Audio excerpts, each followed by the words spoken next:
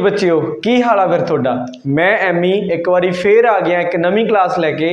सो जिवें तुहानूं पता कि पिछली क्लास दे विच आपां इलैक्ट्रिक करंट तक पढ़िया सीगा एंड जिहड़े चार्जिस आ किवें फ्लो करदे आ ते उत्थे आपां पढ़िया सीगा कि जिहड़े इलैक्ट्रॉन्स आ ओह फ्लो करदे आ from lower potential to higher potential and at the same time जिहड़ा करंट आ ओह फ्लो करदा from higher potential to lower potential.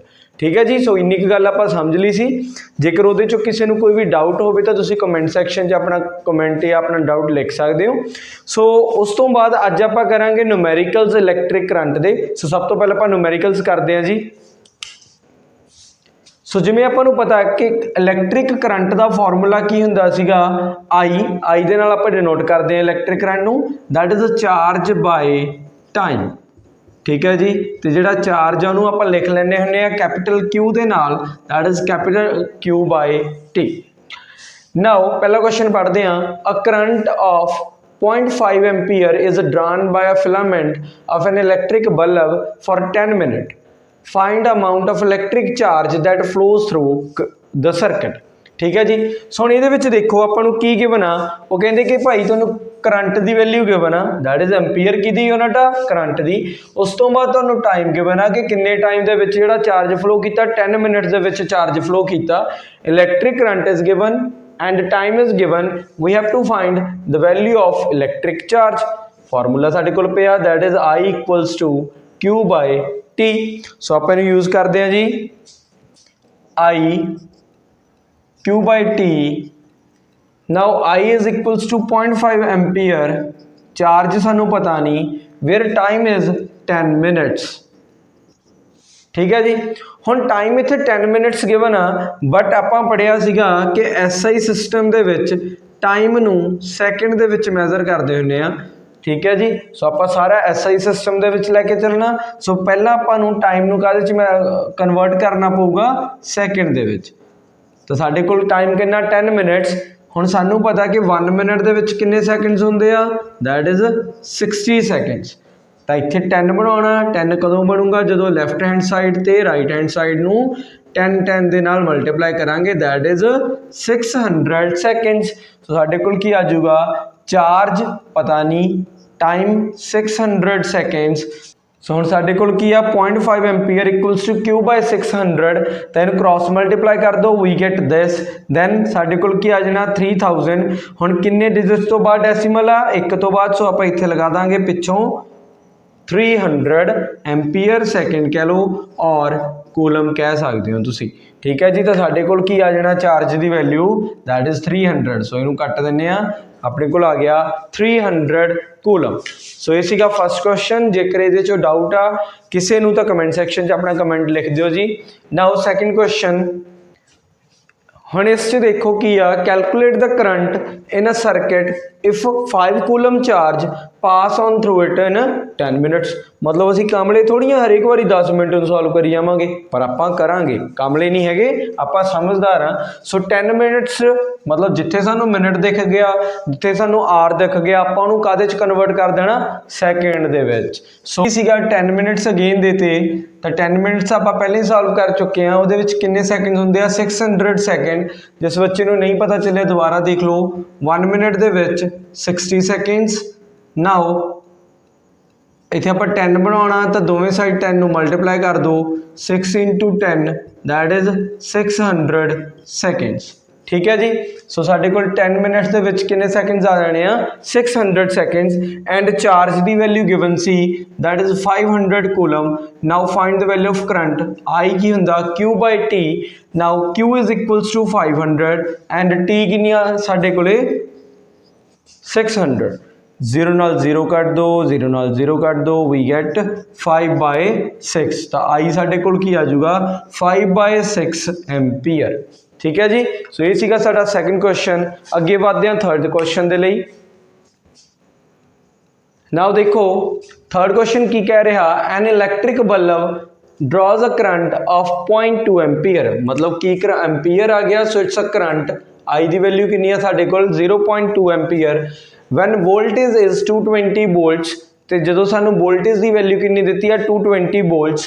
Calculate the amount of electric charge through 1 hour. ਹੁਣ आर की हुंदा घंटा, मैं पहले ही दस चुकिया कि जदों भी साडे कोल टाइम मिनट्स दे विच होवे या घंटिਆਂ ਦੇ ਵਿੱਚ होवे ਆਪਾਂ ਨੂੰ ਕਾਹਦੇ चेंज कर लेना सेकंड। so, वैसे सानू पता कि 1 घंटे में कितने मिनट्स होते हैं, that is 60 minutes.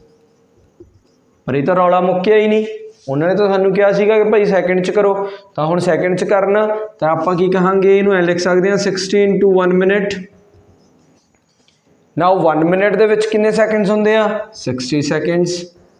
So we get 3600 seconds. ठीक है जी, तो एक घंटे च कितने सैकेंड्स होंदे आ साडे कोले, 3600 सैकेंड्स। तेरे वर्गे 3600 सैकेंड फिरदे आ। ठीक है जी, हुण ये हो गया साडे कोल टाइम। दूसरा सानू करंट गिवन आ 0.2 एम्पीयर। नाउ फाइंड की करना, इलैक्ट्रिक चार्ज फाइंड करना। वोल्ट साडे क्वेश्चन च किते फॉर्मूले च किते भी नहीं आउंदा, सो आपां इहनूं यूज नहीं करांगे। ठीक है जी, आई दी वैल्यू पुट करो 0.2 एम्पीयर, 0.2 एम्पीयर। चार्ज सानू नहीं पता and time is 3600। Cross multiply कर दो, ऊपर चला जाऊगा 0.2 × 3600 720 कूलम। तो साढ़े को आ जाऊगा जी चार्ज की वैल्यू 720 कूलम। नाउ देखो फोर्थ क्वेश्चन। सो उस तो पहले आप बोर्ड इरेज कर लेने। फोर्थ क्वेश्चन की कह रहा, 10⁻20 electrons each having charge of this pass through a point A towards point B in 0.1 second. So सब तो पहला की 10⁻20 इलैक्ट्रॉन्स, मतलब ये की आ नंबर ऑफ इलैक्ट्रॉन्स की गल की।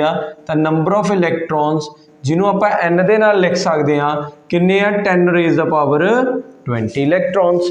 एंड हरेक इलैक्ट्रॉन के उपर कितना चार्ज आ, 1.6 × 10⁻19 कूलम। एंड कित्थों जा रहा जिहड़ा चार्ज आ जां जिहड़े इलैक्ट्रॉन्स आ कित्थों फ्लो करदे आ, किसी ए पॉइंट तो किसी बी पॉइंट तक वल फ्लो कर रहे हैं। मतलब इलैक्ट्रॉन्स की डायरैक्शन की आ from A to B and उन्होंने कितना टाइम लगता है इन्ने इलैक्ट्रॉन्स नू मूव करने लई from A to B, that is 0.1 second. मतलब 0.1 सेकेंड, एक सेकेंड का 1/10 पार्ट है ना जी। तो मतलब कितना घट टाइम लगता होगा जिहदे विच 10⁻20 इलैक्ट्रॉन्स आ जिहड़े फ्लो कर जाते हैं from one point two other point. 10⁻20 का मतलब एक दे पिछे 20 जीरो, तो किन्ने ज़्यादा इलैक्ट्रॉन्स होंगे। ठीक है जी। देखो इत्थे आपां चार्ज जिहड़े चार्जिस सीगियां उन्हां दीयां प्रॉपर्टीज़ पढ़ियां सी। Like charges repel each other, जिहड़ा चार्ज आ वो कंजर्वड रहिंदा and charge is algebraically added हुंदा। एक सीगी साडे कोले क्वांटाइजेशन ऑफ चार्ज। ठीक है जी, quantization of charge. Quantization of charge दे विच उन्होंने की कहा सीगा कि जिहड़ा चार्ज होगा किसी भी बॉडी के उपर, पहली गल उन्होंने आपां क्यू नाल डिनोट करते हैं। दूसरा वो की होगा, एन ई दे बराबर होगा। एन ई दे बराबर होने का मतलब की है कि अपने कोल कोई भी चार्ज जेकर किसी बॉडी के उपर एग्जिस्ट करूगा तो वह जिहड़ा किवें लिखा जाया करूगा, n into e, where n is integral part and e is charge on an electron. ठीक है जी, इंटीग्रल पार्ट मतलब कि 1 2 3 4 5 6। हालांकि नैगेटिव च भी होंगे इंटीजर्स, पर आप नंबर कदे भी नैगेटिव च नहीं हो सकता, सो आप नैगेटिव नहीं लवांगे। ठीक है जी, इनकलूडिंग 0। ओके, सो हुण इत्थे आपां नूं नंबर ऑफ इलैक्ट्रॉन्स देते, मतलब एन साडे कोल कितना 10⁻20 एंड चार्ज कितना 1.6 × 10⁻19 कूलम। सो आप इहदे तो क्यू की वैल्यू पता कर सकते हैं। क्यू की आ जाऊगा, n is 10 × 20 and charge 1.6 × 10⁻19 coulomb. Coulomb लगा लो। ठीक है जी, हुण इत्थे देखो 1.6 अगे लिख लो, पिछे की रह गया 10⁻20 10⁻−19। आ भी 10 आ भी 10 इस 10 की भी कोई ना कोई पावर आ, इस 10 की भी कोई ना कोई पावर आ। मतलब दोवां दे बेसिस की आ, सेम आ। बेस कौन आ, 10। सो बेस की ने सेम। जदों साडे कोले बेस सेम होण ते ओह मल्टीप्लीकेशन च पए होण तां उन्हां दीयां जिहड़ियां पावर्स ने ओह की हो जांदियां ने, ऐड हो जांदियां ने। सो साडे कोल की आ जाना 20 पॉजिटिव सीगा एंड ऐड होना प्लस -19 क्योंकि साडे कोल की आ माइनस आ, तो साडे कोल क्यू की वैल्यू की आ जानी आ 1.6 into 10 raised the power 20 minus 19, that is 1.6 into 10 raised the power 1, that is 16 coulomb. साडे कोल कितना आ गया जी चार्ज 16 कूलम। नाउ हुण आपां फाइंड की करना, करंट पता करना।